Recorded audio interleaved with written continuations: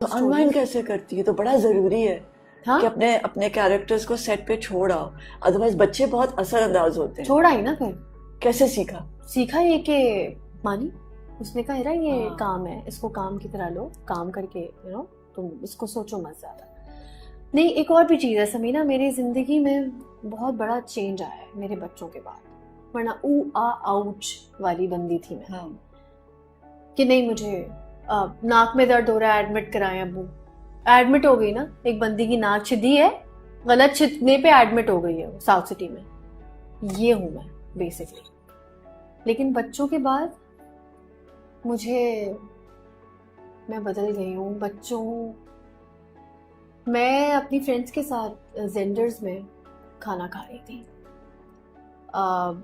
और मुझे शॉपिंग और मुझे ब्रांड्स, और मैं मीडिया में नहीं आप आते हैं, आप लड़कियों को देखते हैं, आप माहिरा को देखते हैं, she is one of my favourite actor.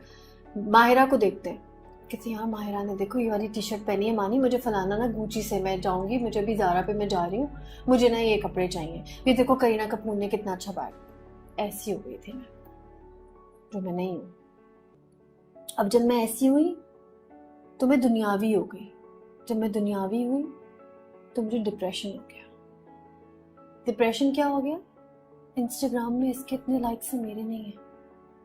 Instagram के फॉलोअर्स नहीं है, मेरा इंस्टाग्राम क्यों नहीं बना? मैं ऐसी हो गई थी, बिल्कुल क्रेजी।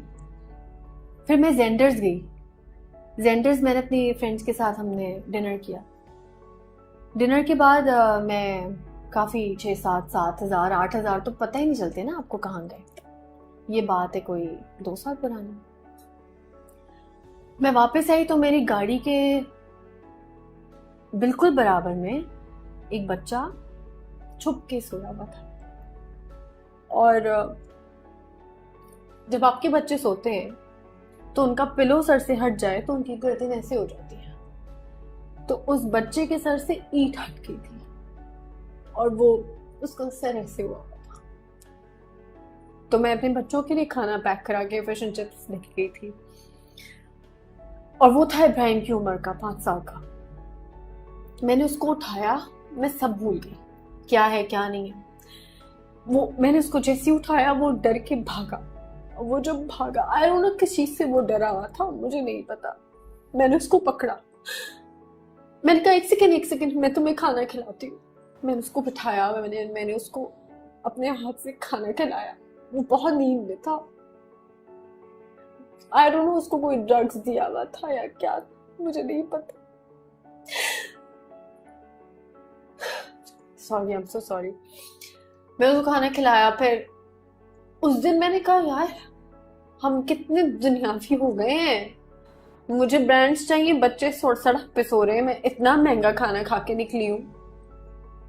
नहीं यार, मैं इसलिए साइकियाट्रिस्ट के पास जा रही हूँ शायद, क्योंकि मैंने अपना इनर मार दिया है।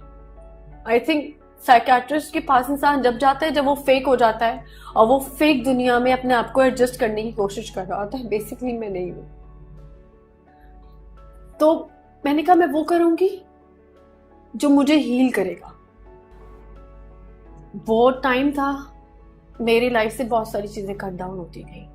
बड़े रेस्टोरेंट्स में खाना, मैंने कहा नहीं खाऊंगी मैं। कुछ चीजें अपने आप चेंज करते हैं ना, ब्रांड्स नहीं खरीदूंगी, शॉपिंग्स नहीं करनी, मानी चीजें खत्म करो। जिंदगी क्या है?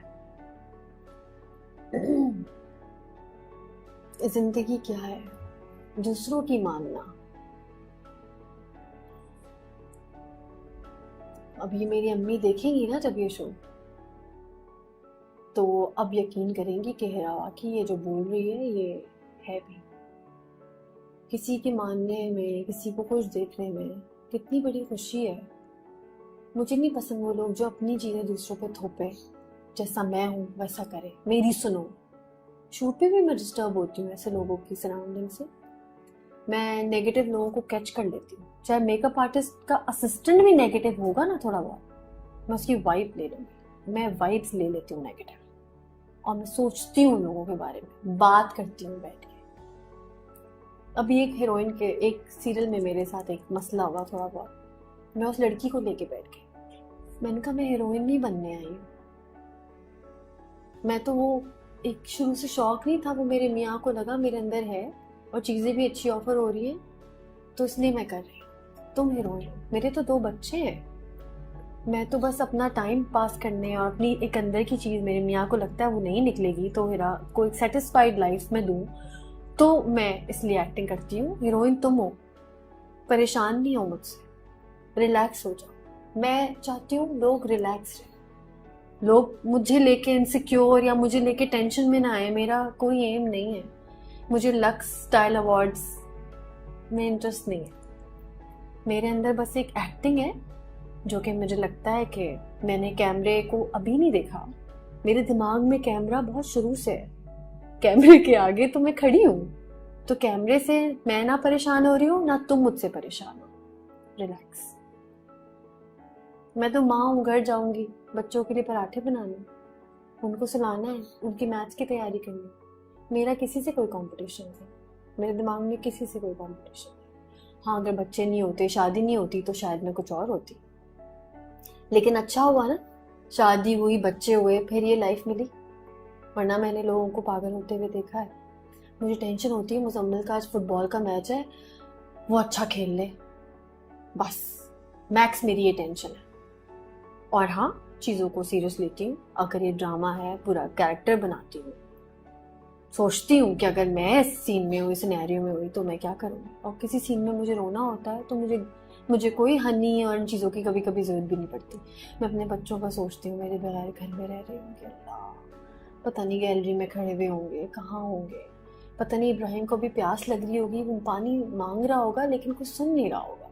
यू नो, मैं बड़ी टची और बड़ी डीप लड़की हूँ, तो मैं खुश नहीं रहूंगी, लेकिन छोटी छोटी बातों से खुश हो जाती हूँ। हाँ, छोटी छोटी बातों से खुश हो जाती हूँ। मौत क्या है, कभी सोचा है? डर लगता है मरने से? मौत से डर लगता है, जिंदगी पसंद है ना बहुत। 11 साल हो गए मेरी मानी की शादी को, पता ही नहीं चला। सुनती थी कभी ना कि जब अच्छा वक्त गुजर रहा हो तो वो जल्दी गुजर जाता है। अल्लाह करे पहले मैं मरूं, अल्लाह ताला पहले मुझे उठा, अल्लाह मानी को, मेरे बच्चों को मेरी उम्र दे दे। डर लगता है मौत से, डर लगता है, दिल चाहता है ये जिंदगी कितनी अच्छी अल्लाह ने दे दी है, पता नहीं मैं इतनी डिजर्विंग थी नहीं थी, अल्लाह ने मुझे इतनी स्मूथ इतनी अच्छी लाइफ दे दी है। परेशान रहती थी मैं बिला वजह में, फलाने की शादी हो गई, मेरी ये भी मंगनी टूट गई, मेरे अब्बू परेशान है, पता नहीं क्या होगा, मेरी खालाएं या मेरी कजन्स इतनी खुश हैं, मैं अपनी अम्मी को वैसी खुशी नहीं दे पा रही हूँ जो मेरी कजन्स मेरी खालाओं को देती हैं। मैं तो ना घर का कोई काम करती हूँ ना कुछ करती हूँ। ये रियलाइज पता है कब होता है? शादी के बाद, जब आप माँ बनते हैं ना, आपको अपनी माँ का पता लगता है कि मेरी अम्मी अकेले किचन में लगी रहती थी यार, और मैं यहाँ ऐश्वर्या का गाना देख रही होती थी।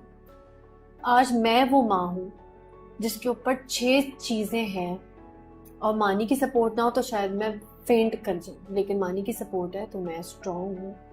मैं गलत कहती हूँ उन औरतों को जो कहती है कि हमें मर्द की जरूरत नहीं है। मर्द को बुरा आप खुद बनाते हैं। मर्द बड़ी प्यारी चीज है, उसकी एक सुनो ना वो आपकी 6 सुनता है, और वो एक उस ये नहीं इसलिए नहीं सुनो कि वो आपकी 6 सुने, उसको भी तो समझो, उसकी भी तो फीलिंग्स है ना।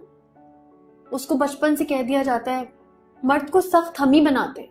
इब्राहिम गिरता है, रोना नहीं तुम लड़के हो, बिल्कुल नहीं रोना। क्यों, उसको भी तो रोना आ सकता है, वो लड़का है तो क्या हुआ, उसका दिल नहीं है।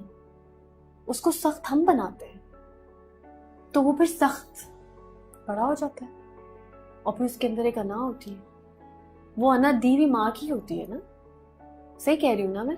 नहीं, हाँ सोच रही हूँ। हाँ, तो मुझे लगता है कि औरत, क्योंकि जो बच्चे होते हैं ना वो आपका अक्स होते हैं, वो आपका अक्स होते हैं, तो हाँ है ना, अक्स होते हैं, अक्स होते हैं। तो इसलिए मुझे लगता है कि मानी की वजह से, मेरे अब्बू की वजह से आज मैं एक अच्छी औरत हूँ। तो मर्द का, भाइयों का अच्छा होना बहुत जरूरी है। सख्ती, रोक टोक, ये चीजें डैमेज करती हैं औरत को।